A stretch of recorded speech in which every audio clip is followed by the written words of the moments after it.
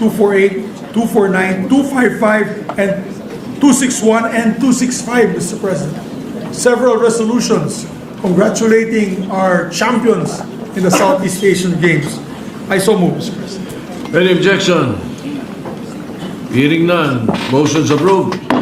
Consideration is in order. The Secretary will read the title of the measure without prejudice to inserting into the records the text of the said resolution.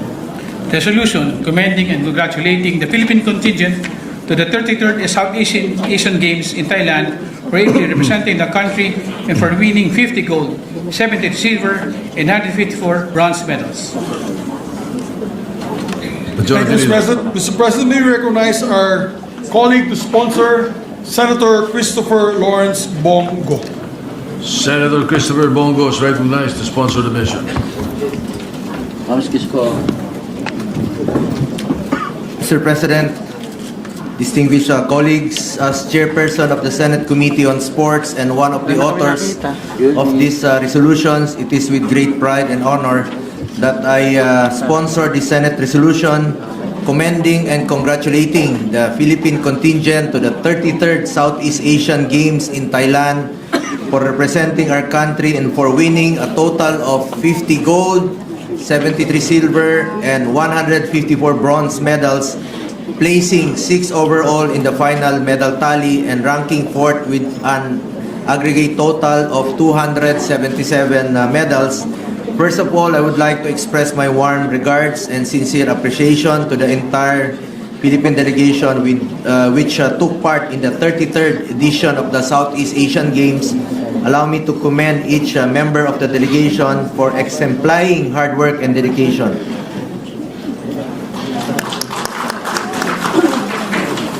Dito po ang iba sa kanila, mga nanalo rin po ng ginto, silver at bronze.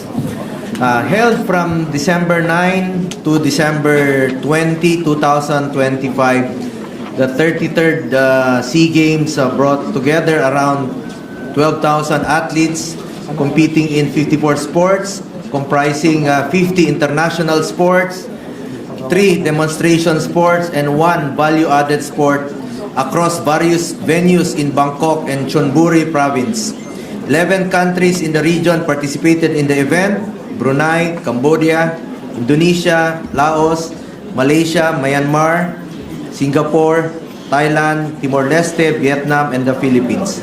For this regional sports spectacle, the Philippines sent its largest ever delegation with approximately 1,600 athletes and officials proudly representing the country in various sporting events, underscoring the nation's strong commitment to athletic excellence and regional camaraderie. Mr. President, the remarkable performance of our athletes is a testament to the unwavering dedication, discipline, and perseverance of our Filipino athletes, coaches, and support staff, which trained tirelessly and competed with integrity, resilience, and excellence. Their journey to the 33rd Southeast Asian Games was marked by countless hours of training, personal sacrifice, and steadfast commitment to excellence.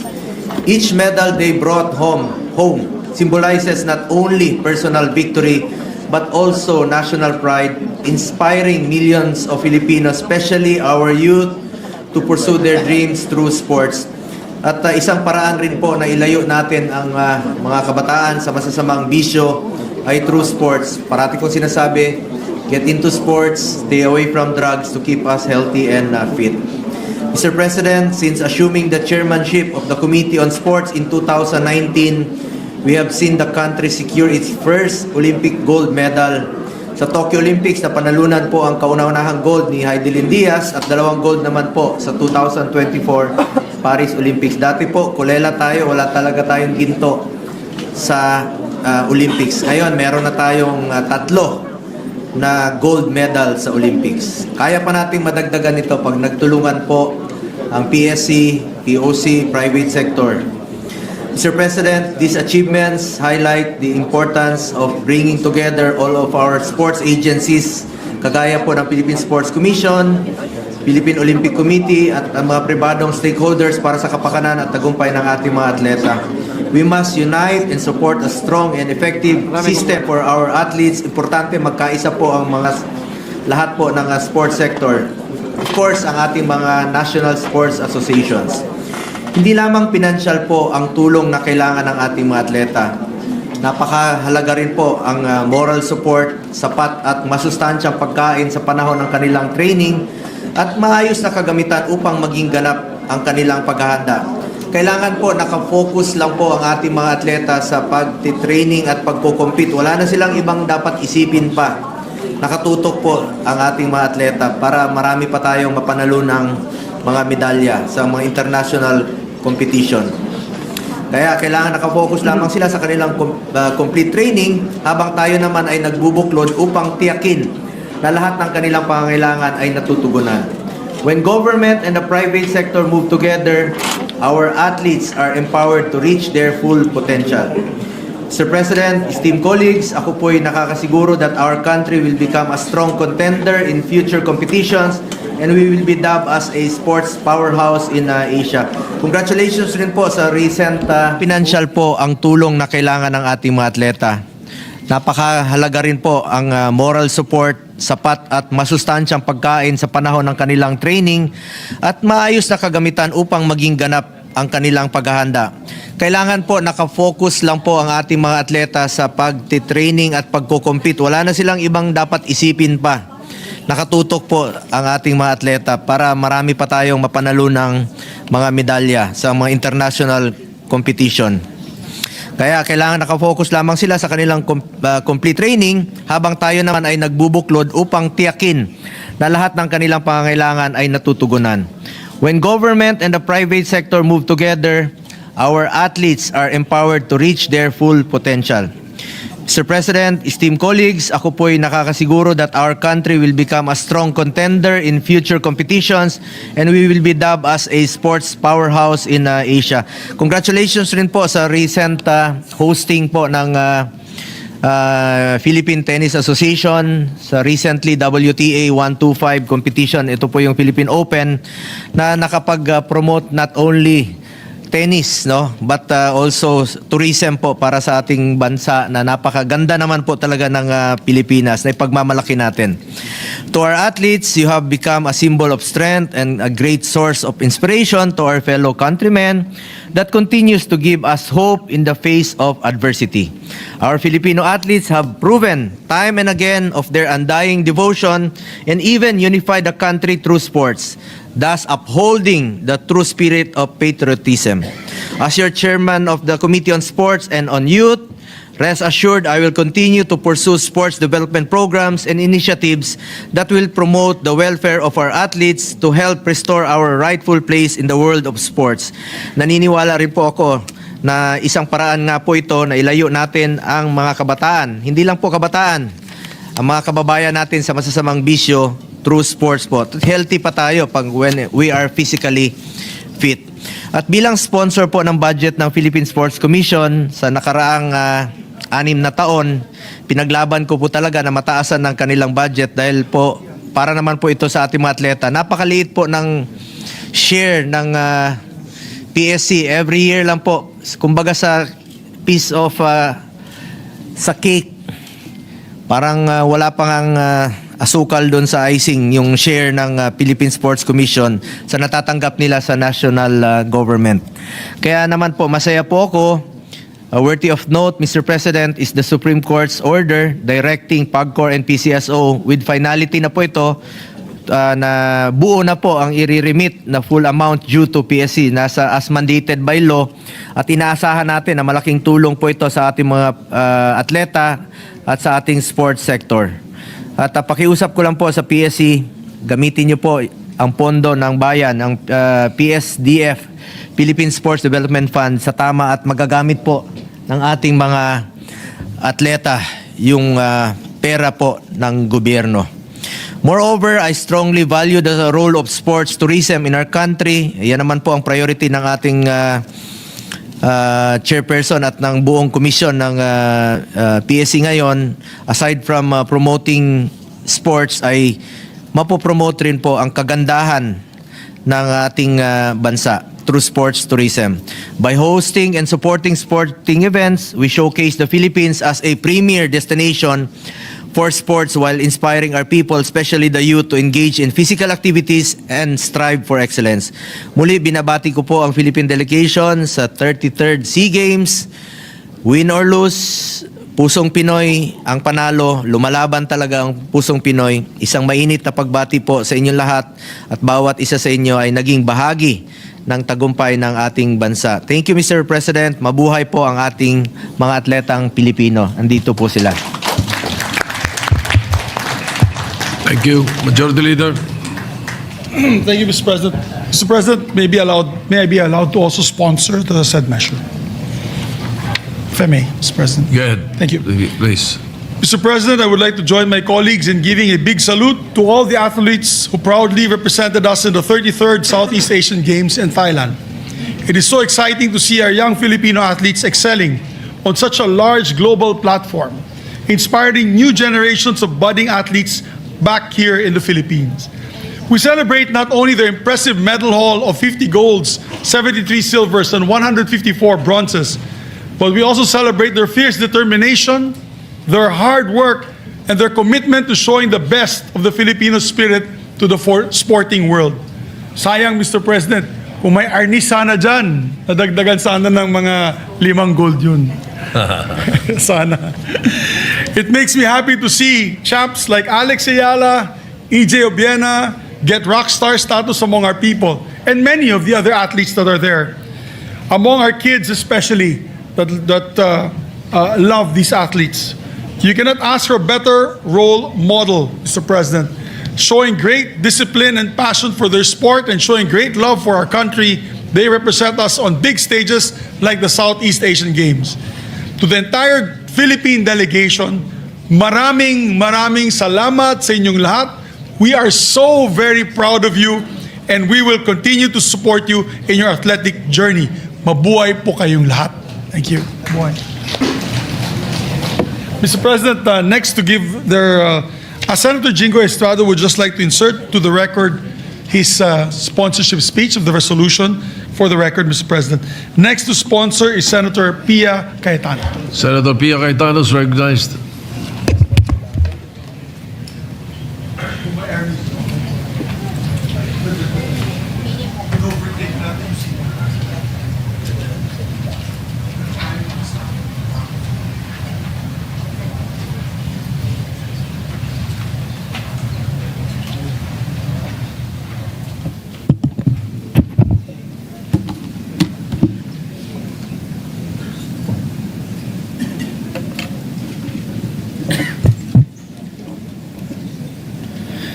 Mr. President, I rise to co-sponsor Senate Resolution number 210, taking into consideration 4 resolutions that I filed: Senate Resolution number 239, Senate Resolution number 240, Senate Resolution number 241, and Senate Resolution 242.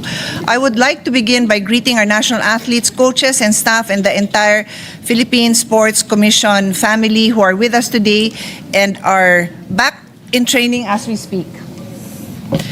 As a former student athlete and also a national athlete, I know the sacrifices behind every medal and the weight of the flag on one's shoulder.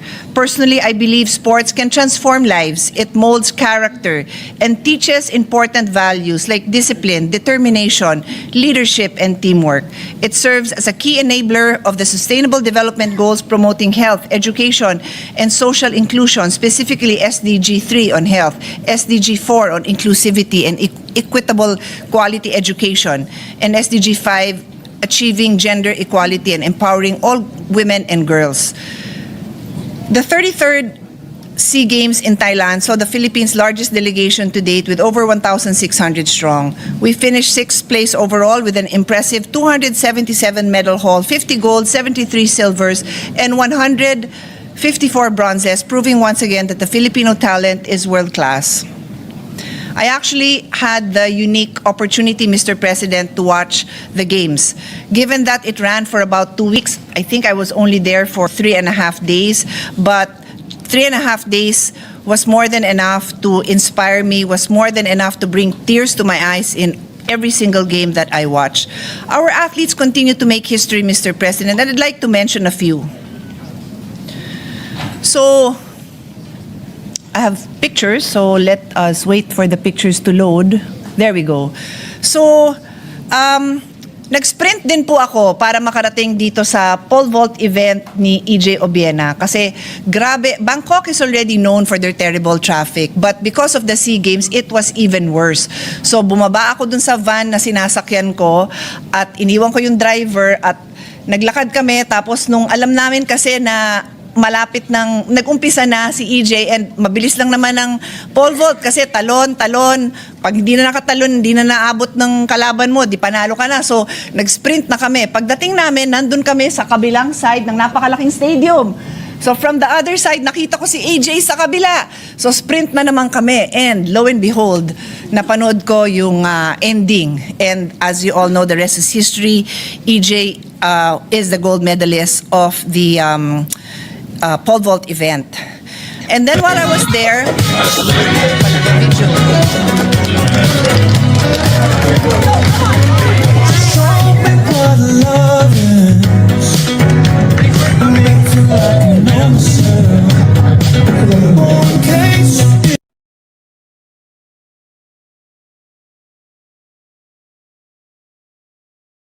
Cole also won the bronze medal. I did not get a chance to watch John Cabang Tolentino, but I did have a chance to chat with him because he was there. I think he did the hurdles the day before, or at least before I got there. So John Cabang Tolentino shattered a 10-year-old record set by Thailand in 2015 in the 110 hurdles with a time of 13.66 seconds.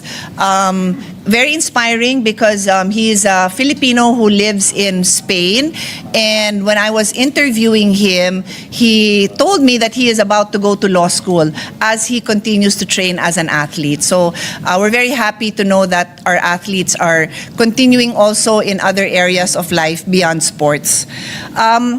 The next sport that I want to mention is men's football team. Our men's football team reached the semifinals for the first time since 1991, ending a 34-year drought. And then we have 11-year-old Marcel Paris Alegado, who made history as our youngest ever gold medalist in skateboarding. Agatha Wong, dear colleagues, would you believe, has won 6 gold medals over all the SEA Games that she has attended. Iba yung condition ka, nanalo ka ng medal ngayon, nanalo ka siguro ng 2 medal this year, pero to win a medal every time that there's gold medal at that, every time there's a SEA Games in the past, the 6 last SEA Games is a feat in itself. So congratulations to Agatha Wong. The baseball team also clinched their 3rd straight championship. Beach volleyball, Alas Pilipinas with members Bernadette Pons, Cici Rondina, Sunny Villapando, and Deej Rodriguez made history with their first ever beach volleyball gold. I would have wanted to watch beach volleyball. I'm a fan of these girls. Kaya lang, malayo. I think it was more than 3 hours away, no? And there was so much going on in Bangkok. I would have had to give up all the games that were going on in Bangkok to be able to go there. So unfortunately, I didn't get to watch it, but it was an amazing game. I saw clips on YouTube. The triathlon team. The triathlon team is also very close to my heart because I am a triathlete. Sabi nila, if you do a triathlon once a year, you can call yourself a triathlete. If you do an Ironman, which is 3.8 kilometer swim, 180 kilometer bike, and 42 kilometer run, you do it once and you can call yourself a triathlete for life. So therefore, I am a triathlete for life as I have done an Ironman. So this triathlon team is so close to my heart. They asserted absolute supremacy with a historic 3 gold medal sweep in a single day. Kira Ellis, and I had hoped that my team would be able to show a photo. That's her on the right bottom corner. Won 2 or 3 golds, if I'm not mistaken. She also won the youth championship, I think, barely a year ago. But I wanted to show a photo because her first ever triathlon was in my event when she was 3 years old. I have an event in memory of my son who passed away he passed away because he had a rare chromosomal disorder, but for many years I hosted a 12-hour event in his memory. It's called Gabriel Symphony. And she was the youngest participant at the age of 3. She swam with a kickboard and then bike in a trike and then ran. And so that is my connection with Kira and her family, as I've seen her grow up. She ran my first Pinay in Action. She walked because she was 2 years old when she joined. But I'm so happy to see her living her dream and achieving her goals. Gilas Pilipinas.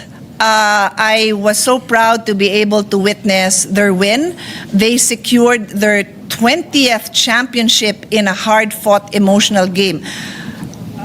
I should be showing you photos of both the men's and women's team, as I had the honor of watching and cheering and pulling the hair of Chairman Pato because we sat beside each other. And these were back-to-back games. And then what we did in between the women's, no? Was the women's, no? The women's game, they won. And then we left to watch Yumir's game, and he also won. And then we went back to watch the men's game, and they won. So, ako siguro yung swerte sa kanila, sa presence ko. No, joke lang yon. They worked hard, they deserve it. I was honored to be able to watch this.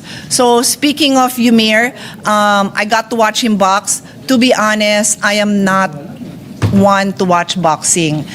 Natatakot ho ako na makita yung mga atleta natin na sumusugod at nakikipagbakbaka na alam ko may potential na masaktan sila. So, I don't really watch. Pero kasi pag yung mga players na natin, sabi ko, if they can show up to fight in the game, then I can show up to cheer. So, I got to watch a couple of them, including Olympian Ira Villegas, who brought home the silver or bronze? Ira? Bronze? Bronze. And then yun nga, napanood ko si Yumir. Wow, what a show. I don't know how many of you know, but many of us were not happy with the officiating in Thailand. And despite the many amazing boxers that we have, many of them were practically sure wins. Unfortunately, they did not make it, but Yumir did. And Yumir, dear colleagues, is a 5-time gold medalist, winning a gold every time he joined the SEA Games since 2015. So what an honor to watch you, Yumir. This momentum of excellence continued as we look at the individual record breakers who stood out among the best in the region. Swimmer Kyla Sanchez. Recognizing the queen of the pool, Kyla Sanchez, who entered 8 events and won a medal in every single one of them, 3 golds and 5 silvers, makes her the most bemedaled and top-performing Filipino athlete in the 2025 Games. Her performance was a masterclass in discipline. She has shown our youth that excellence is not an accident, it is a habit. And our tennis player, Alex Ayala. I had the pleasure of watching her. I watched her play in her mixed doubles with Australian youth champion Nino Alcantara. They won a bronze. And then she went on to play in the individual women's, where she brought home the gold, bringing pride and joy to all of us. Everybody, all the nationalities who watch Alex enjoy watching her play. She ended a 26-year drought and became the 3rd Filipina in the history to win the women's singles gold. Now, one of my other favorite teams, the Philippine Women's National Football Team. Huwag kayo magtatampo kung may favorite ako. It's just that isa lang yung katawan ko. So yun na lang yung naging exposure ko sa buhay. Pero bata pa naman ako, so may chance pa akong manood pa sa iba pang mga sports. It just so happened that my daughters are football players. They played for UP, and so marami dun sa Philippine team nakilala ko, and then I was head of delegation of the Philippine team that made it to the World Cup in New Zealand. That's why kilala ko ang karamihan ng players, and that's why close po sila sa akin. And they made a historic win. The first time ever in our history, the Philippine women's national team for football captured the gold medal for women's football, emerging as the champions of Southeast Asia. I have watched these women break barriers from their qualifying matches in the regional tournaments to the World Cup, and then now. They showed us that with unwavering dedication, no goal is ever out of reach. They have redefined what is possible for every young girl in our country. I would not want to close, Mr. President. Panoodin muna natin.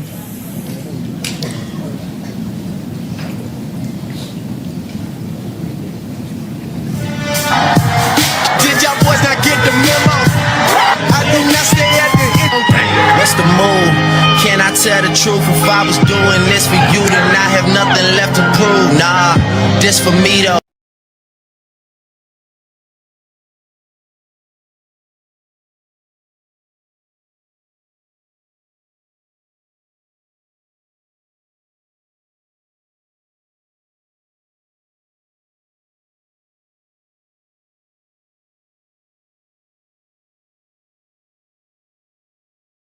Na ako, but they beat defending champion Vietnam, who had hoped to make it their fourth gold.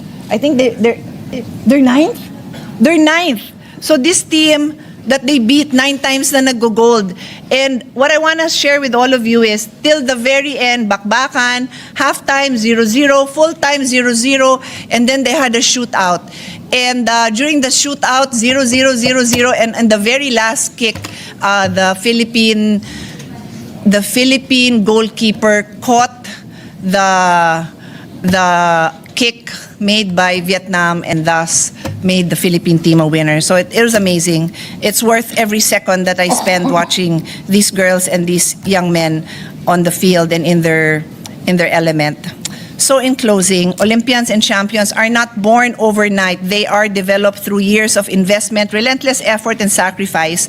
We all extend our deepest gratitude to the coaches and support staff, PSC and POC, and as I always say, it takes a village to raise an athlete.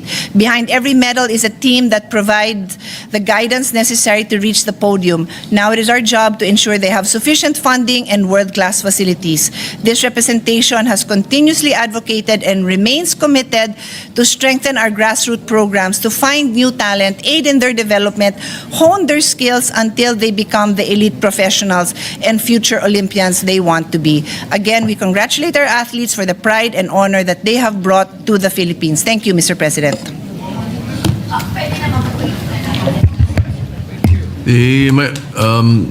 Senator Joel Villanueva is recognized. Thank you, Mr. President. Mr. President, dear colleagues, bilang isa po sa may akda ng Senate Resolution number 255, ako po ay lubusan na nalulugod at buong pusong nagpupugay sa ating mga atletang itinaas ang ating bandila sa nakaraang 33rd Southeast Asian Games na ginanap sa Thailand nitong Disyembre. Ginoong Pangulo, nagpakitang gilas po ang ating mga atleta at nakipagsabayan sa best of the best ng Southeast Asia. At dahil po dito, sila ay nag-uwi ng kabuuang 277 na medalya. 50 ginto, 73 na pilak, 154 na tanso. Mr. President, this is the largest overseas medal haul in the history of the Philippines. And at the SEA Games, Mr. President, a feat, Mr. President, that deserves the highest commendation. Please allow me to mention a few of our most remarkable triumphs in the 2025 regional meet. A record-setting 4-peat in the pole vault by fellow Tomasian, EJ Obiena. Outstanding performance by swimmer Kyla Sanchez, who was here last time, Mr. President, who represented the Philippines in the Games for the first time and secured 3 golds and 5 silvers. The Gilas Pilipinas, kung may favorite si Ate Senpia, ang favorite ko syempre yung basketball, yung Gilas Men's and Women's Pilipinas na pinanood po natin lahat ng laro. They defended and reclaimed their crowns. Congratulations. Si April, nakita ko kanina. Nandyan po sa gallery, Mr. President. Historic achievements in volleyball with the women's beach volleyball team composed of Cici Rondina, another fellow Tomasian, Mr. President, Bernadette Pons, Dij Rodriguez, and Sunny Villapando. claiming the nation's first ever gold in the event, and the men's volleyball squad earning a well-deserved bronze. The Blue Boys and Blue Girls dominated softball. Who can forget Alex Ayala ended a 26-year title drought in women's singles tennis. The men's baseball team struck gold for the third straight time and fourth overall for the country. My fraternity brother, Yumir Marshall, claimed his 5th career SEA Games gold medal. We're proud of you, Brad. Our women's football team clinched our historic first ever gold in the regional meet. And of course, the raw inspiration shown by our youngest gold medalist, the 11-year-old skateboarder Mazel Alegado, whose victory reminds us that excellence knows no age. Across various sports, Mr. President, from practical shooting to gymnastics, triathlon to modern pentathlon, and many more, our athletes captivated the world with their record-setting performances and unwavering commitment to excellence. Kaya naman po, Ginoong Pangulo, sa ating mga atleta, taos-puso po ang ating pasasalamat. Ang inyo pong ipinamalas ay hindi lamang husay sa laro, kundi disiplina, tiyaga at pananalig. Sa bawat pagsubok, pinili po ninyong magpatuloy. Sa bawat hamon, pinili po ninyong maniwala sa inyong sarili, sa inyong koponan, at sa Diyos na nagbigay ng lakas sa ating lahat. We'd also like to thank and commend all the coaches, Mr. President, all the trainers, support staff, mga PTs, therapists, Mr. President, and even their families as well. As the Philippine Olympic Committee, nais nating pasalamatan ang Philippine Sports Commission sa pangunguna ni Chairman Pato Gregorio, whose sacrifices and encouragement made these victories all the more possible. Muli, Ginoong Pangulo, saludo po kaming lahat sa inyo. Dear athletes, congratulations and may you continue to shine brightly in the global sporting arena.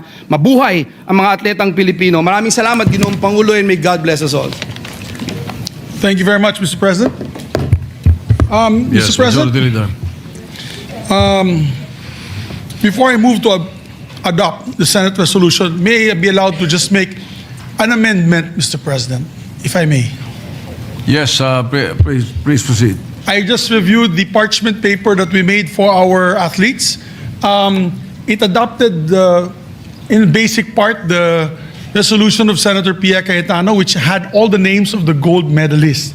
May I make an amendment, if the body will allow me, that we add the names of the silver medalists and the bronze medalists, so that they will be etched in history in the Senate when we approve their resolution as a Senate-approved resolution. So, I so move, Mr. President, if that amendment will be accepted by the whole body. Yes. Any objection?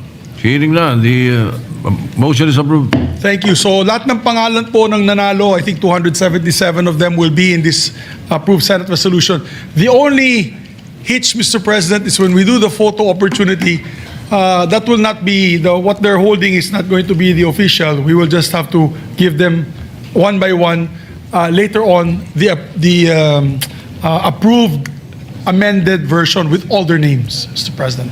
So just for the photo op later on, we'll just ask them to hold the parchment paper, but later on we'll have to replace it with another approved Senate resolution with all the names of the winners. So, Mr. President, with that, Well, although we have already signed all their copies, but yes, we can do that. kaya mo yan, Mr. President, 277 In the signatures enrolled lang yan. copy, we will make sure that it's in the enrolled copy. Yeah, isa-isa. Puro gold medalist lang. Yung present. Yeah, kasi Yung na yun po, present, yung mga puro present, gold medalist lang eh. oh, Kawawa yes, naman okay. naghirap.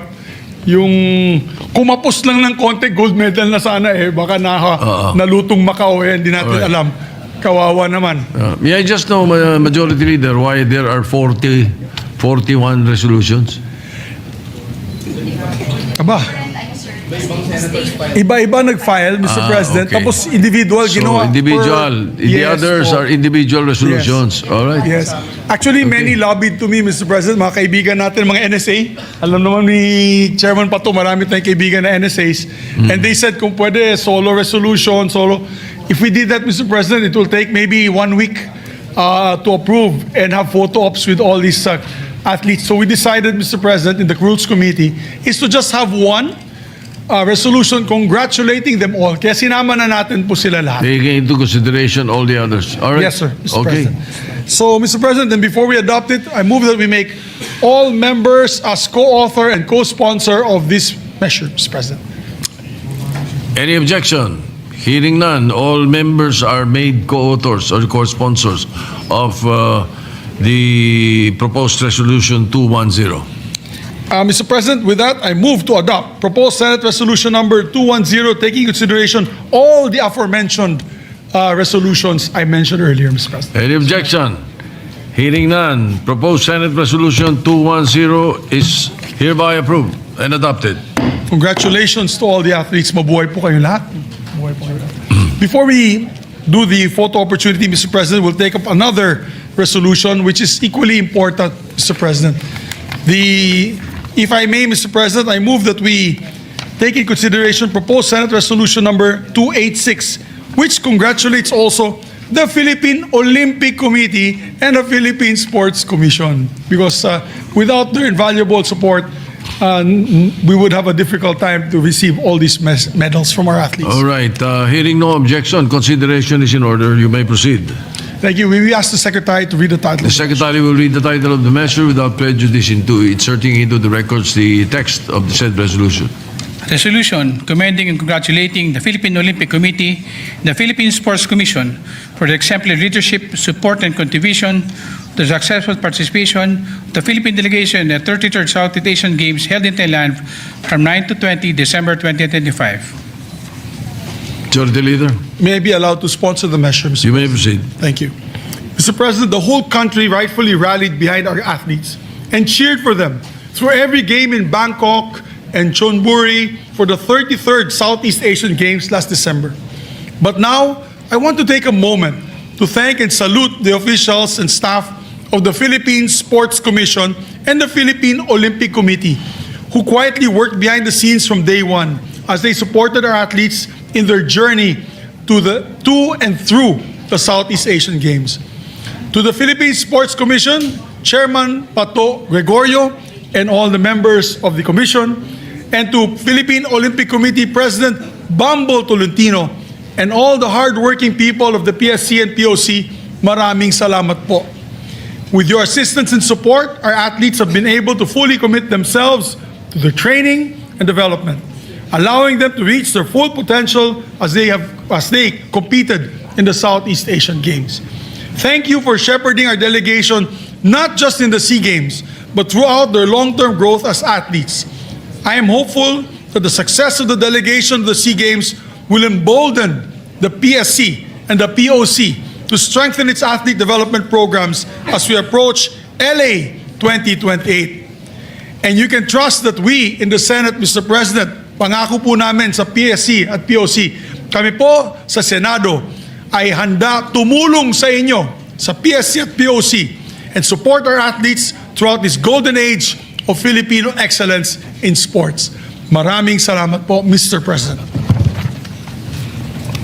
Thank you. And congratulations. With that, Mr. President, I move to adopt proposed Senate Resolution number 286. I so move, Mr. President. Any objection? Hearing none, proposed Senate Resolution 286 is hereby approved and adopted. Thank you very much, Mr. President. I move to suspend session for a minute so that we can have a photo opportunity, a golden opportunity to have photographs with these champions. Session suspended.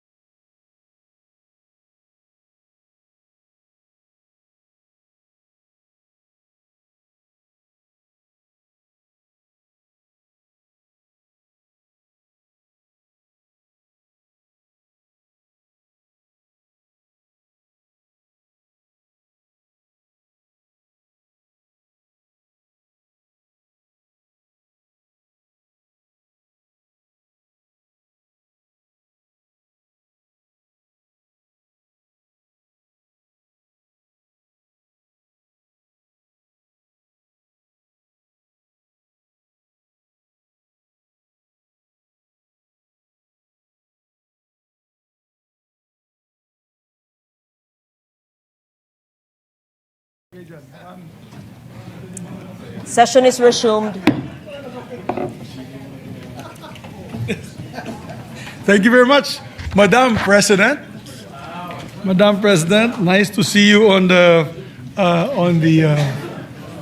yes, session resumed already, right, Madam President? Yes, session is resumed. Thank you, Madam President. Madam President, I move that we adjourn session until 3 o'clock in the afternoon, Monday, February 9, 2026. I so move, Mr. President. Madam President. Any objections?